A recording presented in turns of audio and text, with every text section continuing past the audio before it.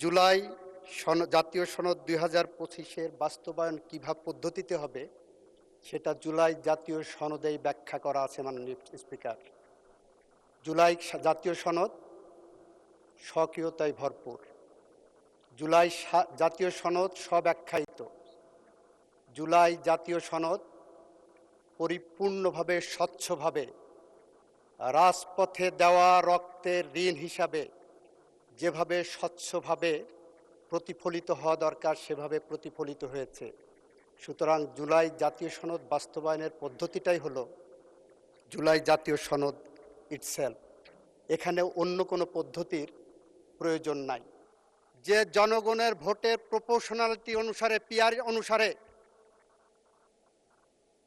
এইটা হবে, আপনি একমত কিনা এই শিডিউলের মধ্যে কোথাও ওই ক্লজটা নাই। মাননীয় স্পিকার, এটা হলো ফ্রড অন দি কনস্টিটিউশন। এই যে বইটা দেখছেন, এটা জনগণের ইচ্ছার প্রতিফলন। এই বইয়ে 6টা প্যারাগ্রাফ আছে, এই বইয়ে 84টা আর্টিকেল আছে, অনুচ্ছেদ আছে, এই বইয়ে 7টি অঙ্গীকারনামা আছে। এই বই জনগণের ইচ্ছার প্রতিফলন। জনগণের ইচ্ছার প্রতিফলন হিসাবে যদি এই বইটা ধরি, এই বইয়ের মধ্যে বলা আছে মাননীয় স্পিকার, প্রত্যেকটা পরতে পরতে, প্রত্যেকটা এই বইয়ের শিরায় উপশিরায় এই সংবিধানকে গ্রহণ করেছেন জনগণের ইচ্ছার প্রতিফলন হিসাবে। যে আমরা এমন একটি সংবিধান চাই, যে সংবিধান, এই সংবিধানকে সামনে রেখেই সংযোজন, সংশোধন, পরিমার্জন করবেন। সেটাই হলো জুলাই সনদ, এবং এইটাই আমরা মেনে নিয়েছি।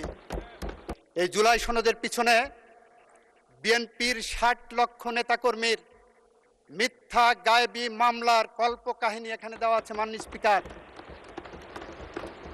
আমরা এগুলোকে অস্বীকার করতে পারি না। যদি অস্বীকার করি, ভবিষ্যতে আবার যদি কখনো গণ অভ্যুত্থান হয়, তারা এই জুলাই সনদকে অসম্মান করবে। আমরা বারবার বলছি, আসুন জুলাই সনদের পথ ধরে হাঁটি। আপনারা বলছেন সংস্কার পরিষদ, আমরা বলছি জুলাই সনদ অ্যাজ এ হোল আমরা বাস্তবায়ন করব সংবিধানের মাধ্যমে। সেই যে সংশোধনীগুলো আনা হবে, প্রতিটি সংশোধনীর অপর নাম, ভালো নাম। প্রতিটি সংশোধনীর একটি নাম হলো সংস্কার।